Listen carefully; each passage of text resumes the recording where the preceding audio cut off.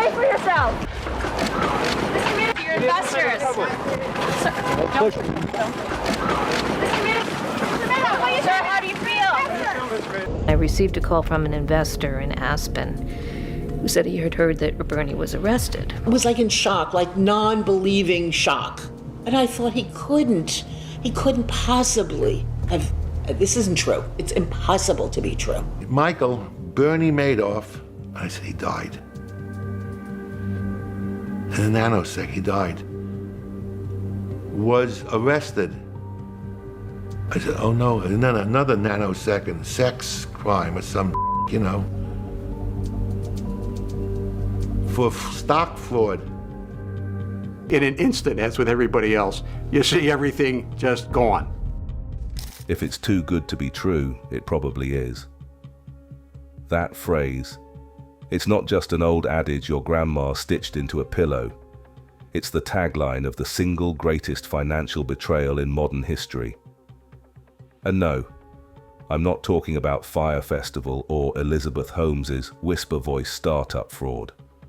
I'm talking about Bernie Madoff, the man who snaked $60 billion out of Wall Street, country clubs, Hollywood moguls, and, yes, even Holocaust survivors, all while smiling straight into the camera like your favorite uncle. But behind that soft voice and those elegant suits was a Wall Street Dracula. For nearly 5 decades, Madoff ran a scheme so slick, so bold, and so massive, it made Enron look like a bake sale. So sit down, because this isn't just about money. It's about deception at the highest levels, country club whispers, SEC failures, celebrity casualties, and one man who played God with billions until the pyramid collapsed. This is the story of Bernie Madoff and the $60 billion lie, and you won't believe who got burned. What the heck went on? With all of your investigators and all of your agency and everything that you all described, one guy with a few friends discovered this thing nearly a decade ago, led you to this pile of dung that is Bernie Madoff, and stuck your nose in it, and you couldn't figure it out. It all started innocently enough in 1960. Bernard Lawrence Madoff, a 22-year-old lifeguard with a finance degree from Hofstra and the confidence of a man who'd never known failure, launched a humble little investment firm, Bernard L. Madoff Investment Securities, LLC. But it wasn't just any new business. It was quiet, exclusive, and eerily efficient. Bernie wasn't just running a firm, he was curating mystique. This wasn't the kind of place where you walked in with a check and walked out with a diversified portfolio. No. You had to know someone. You had to be invited. And nothing breeds trust in the rich like artificial scarcity. And let me tell you, the early investors, they didn't just see returns.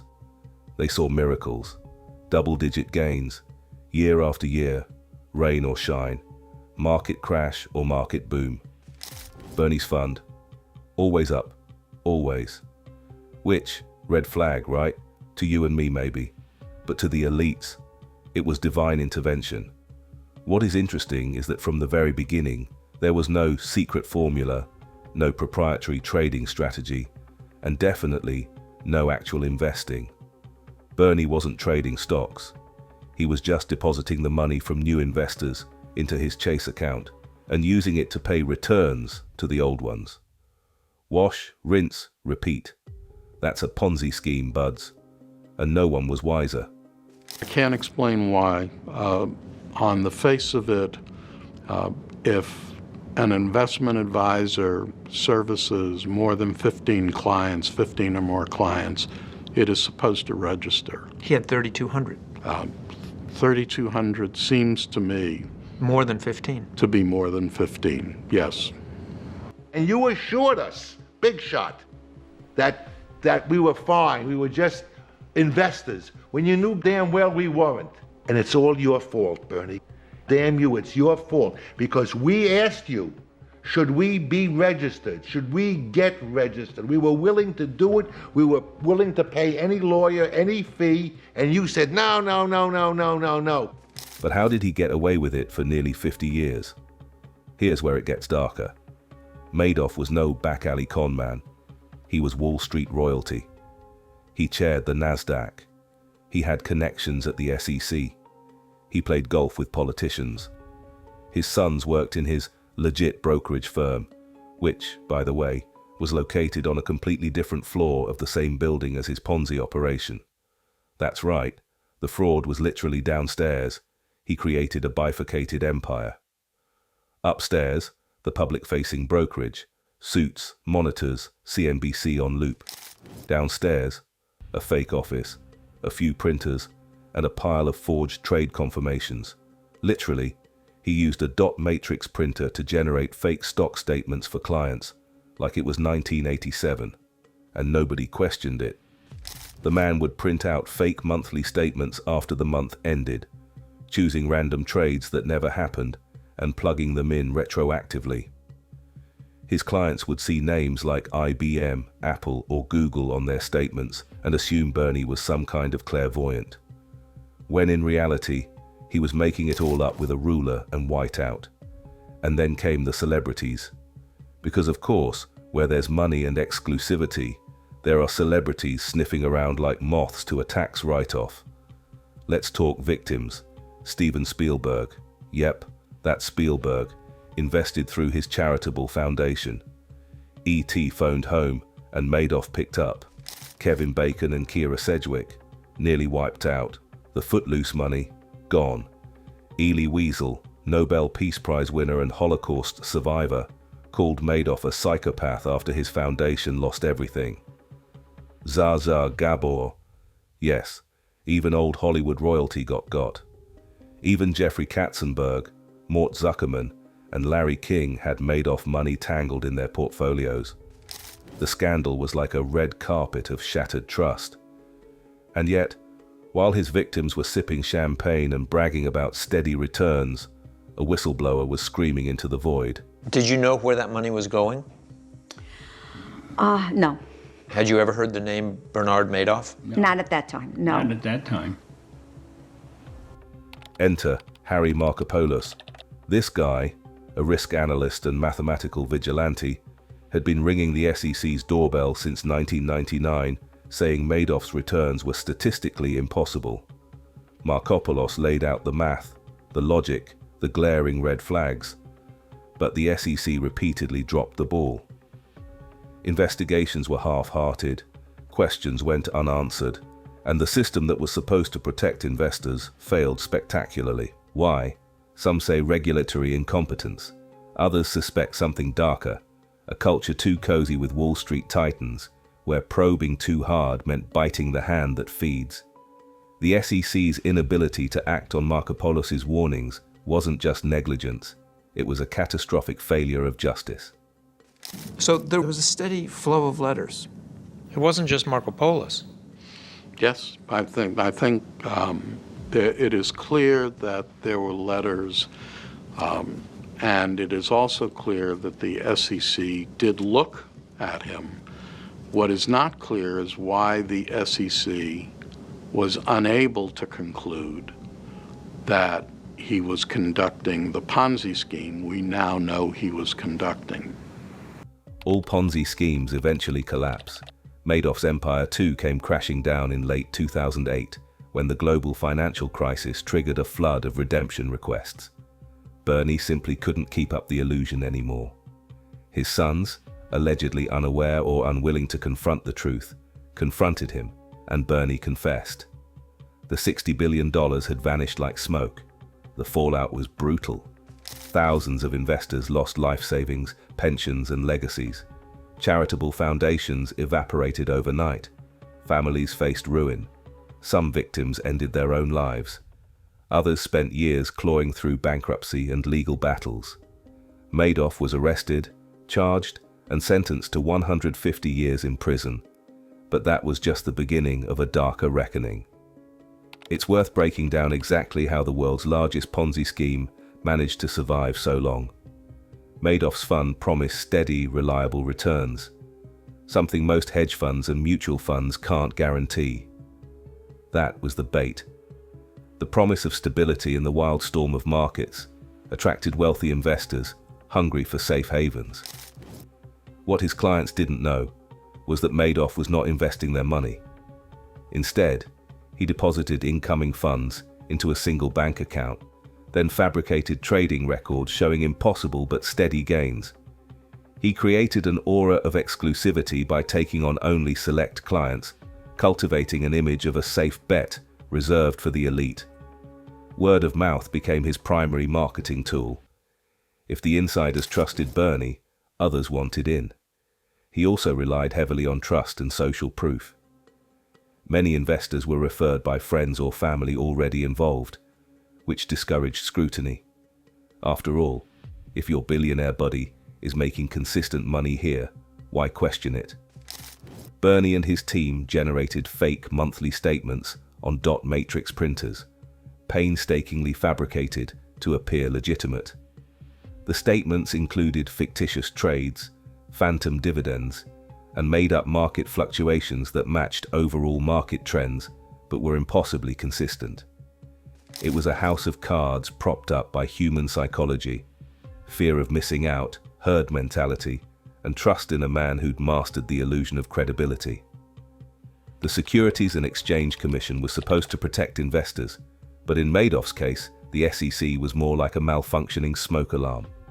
Multiple whistleblowers, including Markopolos, submitted detailed warnings to the SEC. Markopolos even presented a detailed 2005 report describing Madoff's operation as a massive fraud. But the SEC's investigations repeatedly fizzled out. How? What happened with them? Why didn't they see this? They were paid so much to look the other way. Those feeder funds were incentivized not to ask the questions, to be willfully blind, if you will. Pending in the Southern District of New York. You took action after the guy confessed. He turned himself in. Don't give yourself any pat on the back for that. And Congressman, every time... Why didn't you find him is the question. Now, if anybody made the case better than Mr. Markopolos, and I didn't think anybody could, about you people being completely inept, you've made the case better than him. Some reports suggest the SEC investigators lacked the technical expertise to understand the scheme. Others speculate there were conflicts of interest. After all, Madoff was a respected figure on Wall Street, a former NASDAQ chairman, and well connected in political circles. In one infamous case, an SEC examiner visited Madoff's office in 2006 and accepted explanations from Madoff's team without demanding independent verification. The examiner reportedly failed to examine Madoff's trading records directly, instead relying on Madoff's word. The agency later admitted its failures, but by then the damage was done. While numbers are staggering, $60 billion stolen, the true cost is measured in human lives.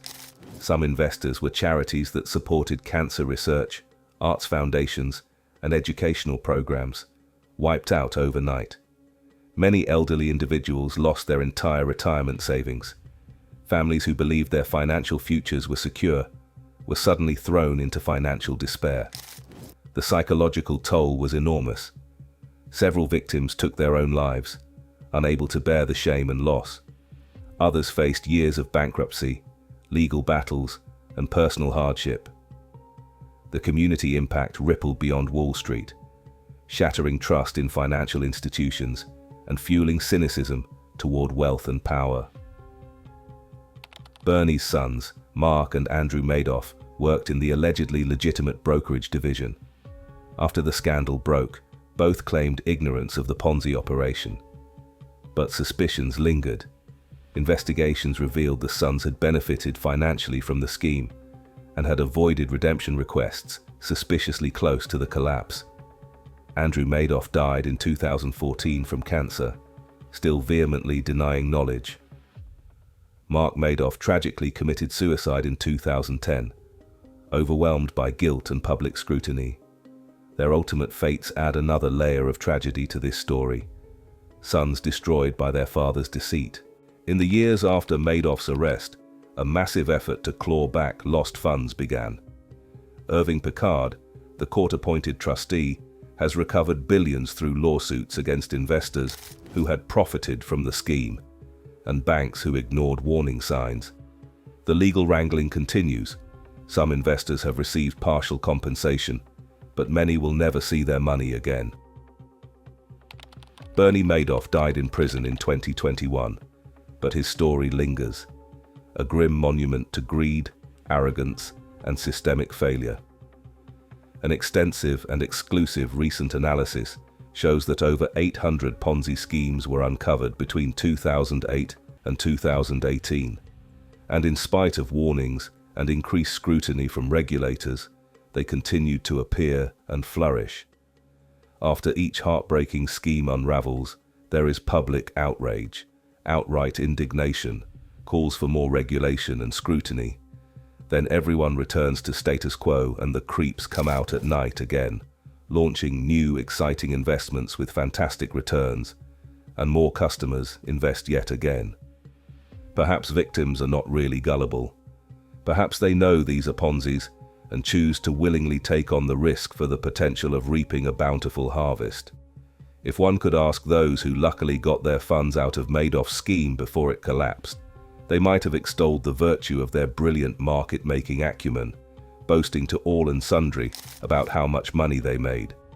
Today, Ponzi schemes live on, and they continue to get oversubscribed by speculators, and indeed, those who know no better, thinking they are investing in real markets.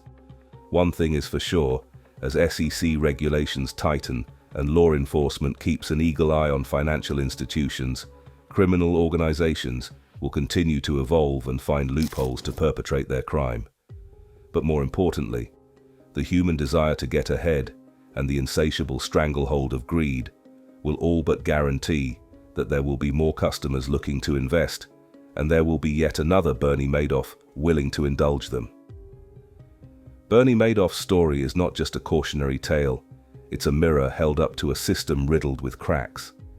It's a grim reminder that beneath the glittering surface of wealth and prestige, deception and ruin can fester, quietly waiting to explode. And when it does, it doesn't just cost dollars, it costs lives. If you want to dive deeper into the darkest corners of Wall Street's biggest cons, hit like, subscribe, and stay tuned. Because the story of Bernie Madoff is just the tip of the iceberg, and the next episode might be way more shocking and closer to home than you think.